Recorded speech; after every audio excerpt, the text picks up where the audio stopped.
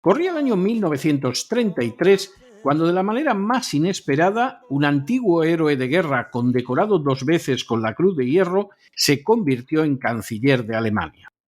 Su nombre era Adolf Hitler y el programa de su formación política, el Partido Nacional Socialista Obrero Alemán, estaba impregnado de tonos pesada y peligrosamente antisemitas.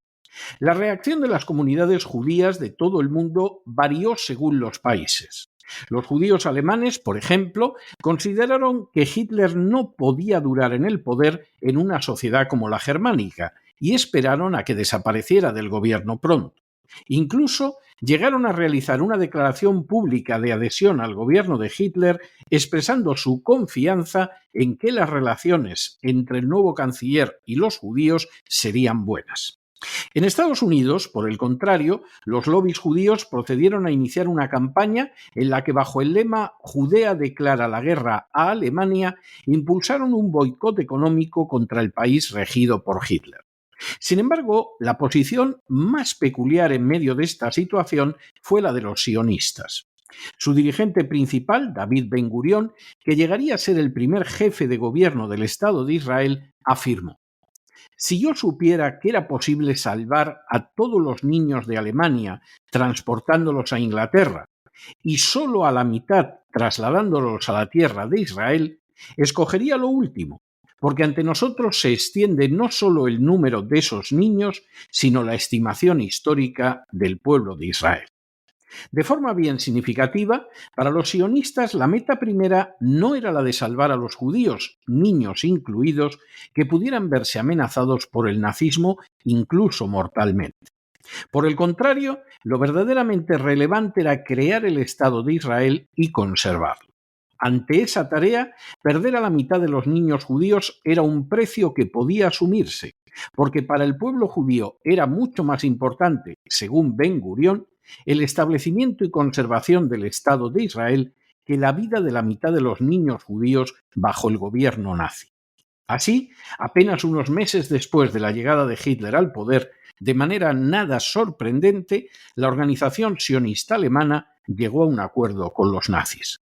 Pero esa es otra historia. En las últimas horas hemos tenido noticias del proyecto Incubator Paideia. Sin ánimo de ser exhaustivos, los hechos son los siguientes. Primero, la directora y fundadora de Paideia, el Instituto Europeo para Estudios Judíos en Suecia, es Barbara Lerner Specter.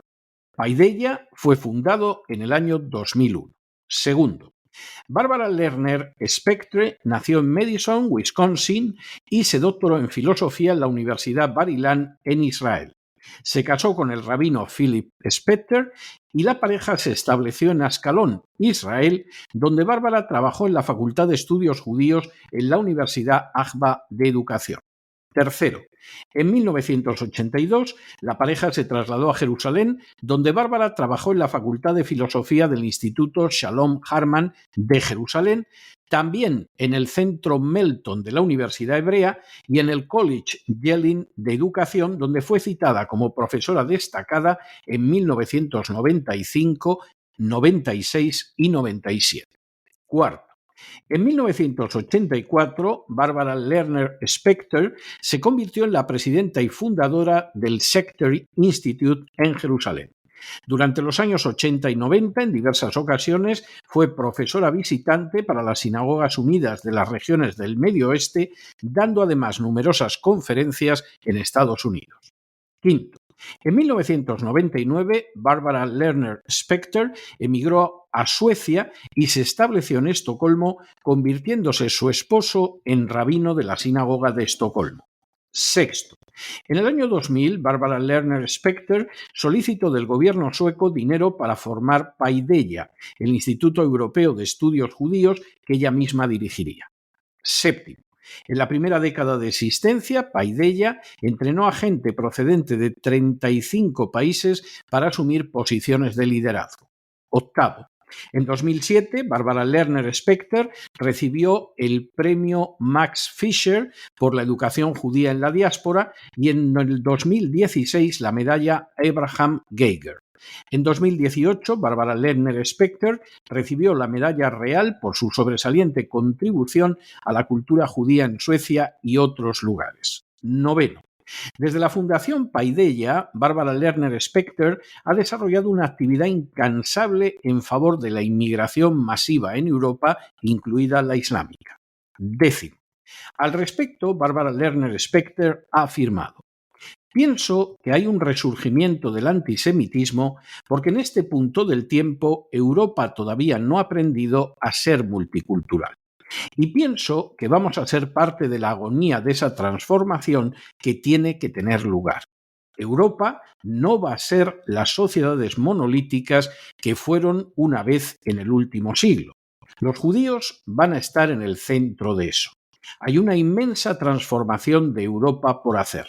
Están yendo ahora hacia un modelo multicultural y habrá resentimiento contra los judíos por nuestro papel dirigente. Pero sin ese papel dirigente y sin esa transformación, Europa no sobrevivirá. Undécimo. Las palabras de Barbara Lerner Specter dejaban de manifiesto toda una visión del futuro de Europa. Las sociedades europeas, caracterizadas por esa cultura, como habían existido durante siglos, tienen que desaparecer, y tienen que desaparecer precisamente a través del fenómeno denominado multiculturalismo.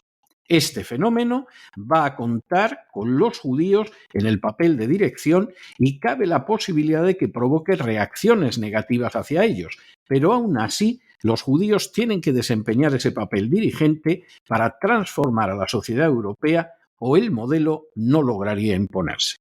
Duodécimo.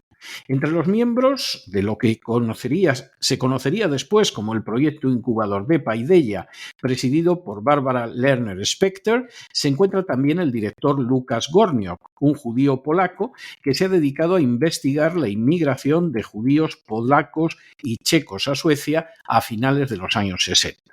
Décimo tercero. También se encuentra Agnieszka Barasko como manager del proyecto, una judía polaca que es miembro de las comunidades judías de Estocolmo y Danzig y ha cursado estudios en Varsovia, en la Universidad Judía Abierta de Varsovia y en la Universidad Autónoma de Madrid. Cuenta con un máster en lengua y literatura españolas. Décimo cuarto. También se encuentra como CFO de Paideia Eric Grieve, que ha sido responsable de varios de sus programas. Estudió en la Escuela de Economía de Estocolmo, en el ESADE de España y en la Universidad de Estocolmo. Antes de unirse a Paideia, trabajó para UNICEF en la República Dominicana. Décimo quinto. En Paideia también se encuentra Patrick Levy, consejero de ONGs y levantador de fondos en Israel. Es asesor de distintos alcaldes de Israel, así como de negocios y fundaciones. Décimo sexto. También se encuentra en Paideia Nirit Ressler como tutora de desarrollo de programas y coordinadora de programas. Ressler ha trabajado en Jerusalén para el Museo Torre de David y para el Instituto Fan-Leer de Jerusalén. Ha desempeñado también cargos directivos en diferentes entidades de Israel. Décimo séptimo. También en Paideia se encuentra Víctor Sorensen como tutor de proyectos de desarrollo y coordinador de programas. Sorensen vive en Barcelona, España, ha trabajado como director de educación para la comunidad israelita de Barcelona, en España ha fundado distintos proyectos y ha desempeñado la labor de director de la AEPG, la Asociación Europea para la Preservación y Promoción de la Cultura y la Herencia Judías. Coordina proyectos de la Ruta Europea de la Herencia Judía del Consejo de Europa y los Días Europeos de la Cultura Judía. Décimo octavo. En Paideia también se encuentra Liora Asa, graduada en la Universidad de Haifa en Israel y con una década de experiencia en cambios sociales, destacando su labor en Shatil, Israel, entrenando a ONGs que buscan llevarlos a cabo. Décimo novena. También en Paideia se encuentra el rabino Eiran Davis, que se ha formado en distintas instituciones israelíes como la Yeshivat Hamiktar en Efrat, el Midrash Sefardí en Jerusalén y la Fraternidad de Rabinos Strauss Amiel. Y vigésimo, Suecia, la nación donde se encuentra radicada Paideia, se ha colocado en los últimos años al borde de convertirse en un estado fallido precisamente gracias a la política de multiculturalidad que ha abierto las puertas a una masiva inmigración islámica. El Estado de Israel ha practicado, incluso antes de convertirse en tal Estado, una política extraordinariamente severa frente a los árabes, tanto musulmanes como cristianos. En su ADN está la clara concepción de que el Estado de Israel tiene que ser estrictamente judío si desea sobrevivir, y que esa supervivencia se ve amenazada, por ejemplo, por una política de inmigración que abra las puertas a los no judíos o que permita el incremento de la población islámica. Semejante política está dotada de una inmensa lógica, y más si se tiene en cuenta que los atentados absolutamente reprobables que sufren fuera de Israel sinagogas, escuelas, negocios o domicilios judíos son perpetrados por musulmanes en un porcentaje elevado. Precisamente por la política que lleva a cabo Israel con notable sensatez, llama muchísimo la atención que la Fundación Paideia, que promueve la cultura judía, que cuenta en su dirección con una totalidad de judíos y que mantiene vínculos claros con Israel, cuente con una presidenta que desde hace décadas promueve que desaparezca la Europa de las culturas nacionales para verse sustituida por una Europa multicultural. Ya aún llama más la atención que pretenda que lo que la misma denomina transformación de Europa sea dirigida por judíos. Todo ello, además, aparece coronado por el hecho dramático e innegable de que Paideia tiene su sede en Suecia, una nación a punto de convertirse en un Estado fallido precisamente por seguir una política como la que Barbara Lerner Specter pretende que se lleve a cabo en toda Europa y bajo la dirección de judíos. Precisamente por este cúmulo de llamativas circunstancias, resulta obligado formularse algunas preguntas. Primera, ¿por qué no defiende la señora Lerner Specter para Israel una política igual que la que pretende que se implante en Europa?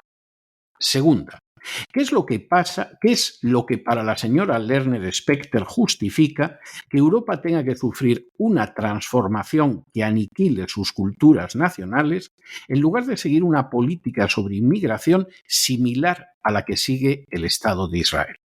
Tercera, ¿es Barbara Lerner Specter simplemente una loca peligrosa que ha logrado engañar a las autoridades de Israel y a las comunidades judías, promoviendo una política que ambas financian y que previsiblemente pondría en peligro a los propios judíos europeos, además de ser contraria a la que practica el mismo Estado de Israel? Cuarta, todos los colaboradores de Barbara Lerner Specter vinculados a Israel y a las comunidades judías son también un conjunto de locos que aspiran a que los judíos controlen la política de destrucción cultural de Europa, o simplemente no se han dado cuenta de lo que dice y hace la señora Lerner Specter. Quinta, ¿es casual que en el grupo de colaboradores más cercanos a la señora Lerner Specter se encuentre gente afincada o relacionada de manera especialmente estrecha con España, Polonia y los Estados Unidos, además de Israel? Sexta, ¿cómo es posible que tanto la señora Lerner Specter como sus colaboradores más cercanos no sean conscientes de lo que esa política de transformación de Europa está ya significando, y más cuando se encuentran afincados en un país como Suecia? Y séptimo, en lugar de estupidez profunda, nos encontramos ante un plan de destrucción de la cultura europea en el que la obtención del triunfo es más importante que lo que pase con la mayoría de las personas, incluidos muchos judíos, tal y como en el pasado Ben Gurión estaba dispuesto a renunciar a la vida de la mitad de los judíos, incluidos los niños, si así lograba asentar el Estado de Israel. Todas y cada una de estas preguntas deberían encontrar una respuesta rápida y veraz, porque ciertamente la idea de que Europa tenga que sufrir una transformación que signifique aniquilar sus culturas nacionales para dejar paso a la multiculturalidad constituye una perspectiva sobrecogedora. Pero que además se formule que semejante futuro ha de estar dirigido por los judíos parece salido de la mente más tenebrosamente tortuosa del antisemita más enloquecido. Pero no se dejen llevar por el desánimo o la frustración.